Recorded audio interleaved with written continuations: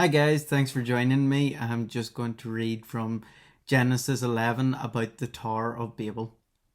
Now the whole earth had one language and the same words. And as people migrated from the east, they found a plain in the land of Shinar and settled there. And they said to one another, "Come, let us make bricks and burn them thoroughly." And they had brick for stone and bitumen for mortar. Then they said, "Come, let us build ourselves a city and a tower with its top in the heavens, and let us make a name for ourselves, lest we be dispersed over the face of the whole earth." And the Lord came down to see the city and the tower, which the children of man had built. And the Lord said, "Behold, they are one people, and they have all one language, and this is only the beginning of what they will do. And nothing that they promised to do will now be impossible for them.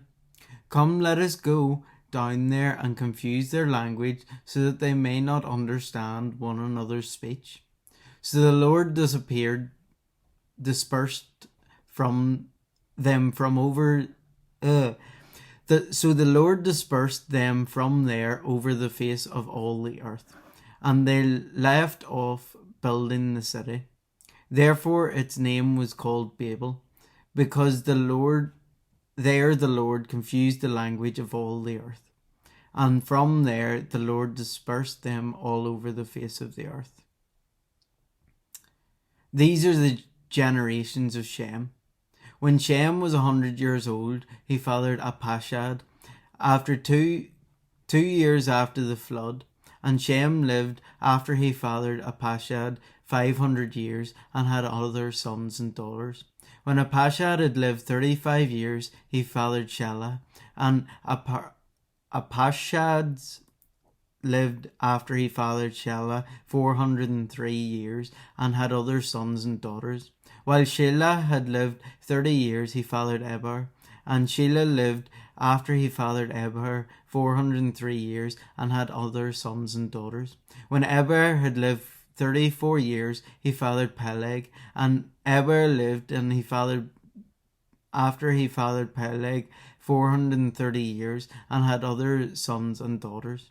When Peleg lived 30 years, he fathered Reu, and Peleg lived after he fathered Reu 209 years and had other sons and daughters.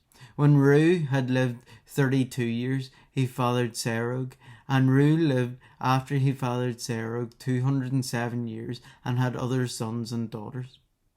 When Serug had lived 30 years, he fathered Nahor, and Serug lived after he fathered Nahor 200 years and had other sons and daughters. When Nahor had lived 29 years, he fathered Terah, and Nahor lived after he fathered Terah 119 years and had other sons and daughters. When Terah had lived 70 years, he fathered Abraham, Nahor, and Haran. Terah's descendants.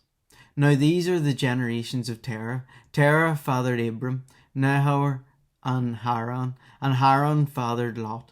Haran died in the presence of his father Terah in the land of his kindred, in Ur of the Chaldeans.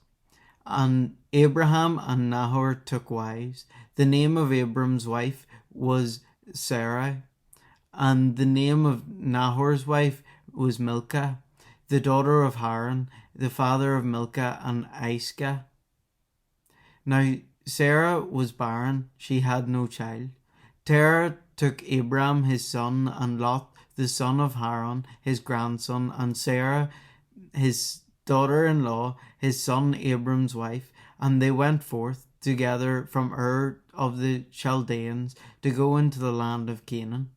But when they came to Haran, they settled there. The days of Terah were 205 years, and Terah died in Haran. Thanks for joining along. If you like this video, please like and subscribe and continue to follow along as I read the Bible.